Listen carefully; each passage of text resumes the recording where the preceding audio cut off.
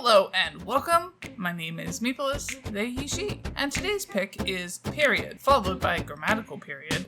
Subtitle, The Quick Guide to Every Uterus by Ruth, Redford, and Aitana, Giráldez. This relatively short middle grade read was published in 2023 by Mayo Clinic Press Kids. I picked this up because of my overall interest in discourse around bodily autonomy, reproductive justice, and/or gender. Content notes for diagrams of organs. Keywords that came to mind reading this volume: coming of age, colorful, gender neutral, and fun facts. The synopsis over on Goodreads is, quote, backed by the experts of Mayo Clinic, Period is the no-nonsense guide kids and caregivers alike can trust to navigate menstruation, period. Periods, every person who menstruates has a different relationship with their, quote, Aunt Flo, some good and some not so good. This 4-color graphic novel guide embraces all the icky, all the sticky, and all the confusing aspects of the monthly cycle, acknowledging that there's no cookie-cutter way to manage the physical and emotional mayhem.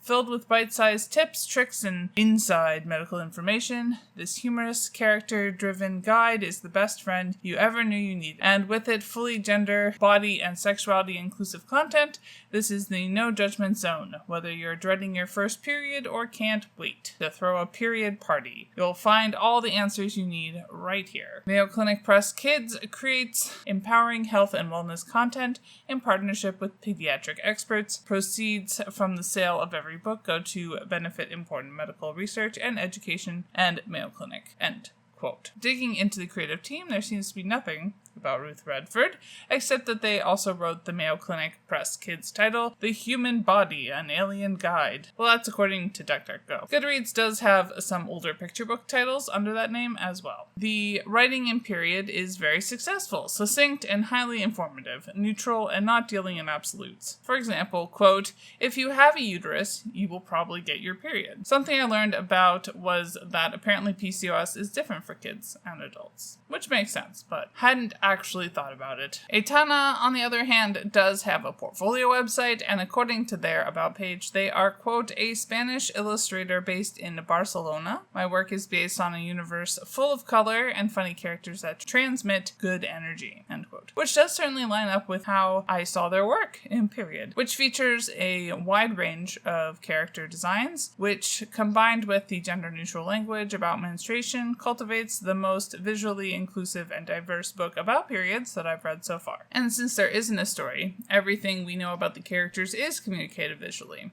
So while race, disability, gender, and sexuality are not labeled explicitly, the vibes are largely there. I only wish that they had at least mentioned puberty blockers, which are used by both trans and cis youth in relation to periods, among other things. Otherwise, we cover cups, period underwear, and reusable pads, how irregular early periods are, plus we combat shame and conclude with helpful numbers, a glossary, and tips for adults. Less surprisingly, class and place were not touched on, but as I say, these are the things I want to think about when I read any book. Wrapping things up, I liked it, so 3 out of 5 stars. It does do many things better than go with the flow. Bye y'all, keep reading, and remember all colonial settler states are a lie. And Literally Graphic is created on land that should be given back to the traditional landholders, which in this case is, to my knowledge, the Mississaugas of the Credit First Nation, an Anishinaabe people, the Haudenosaunee Confederacy,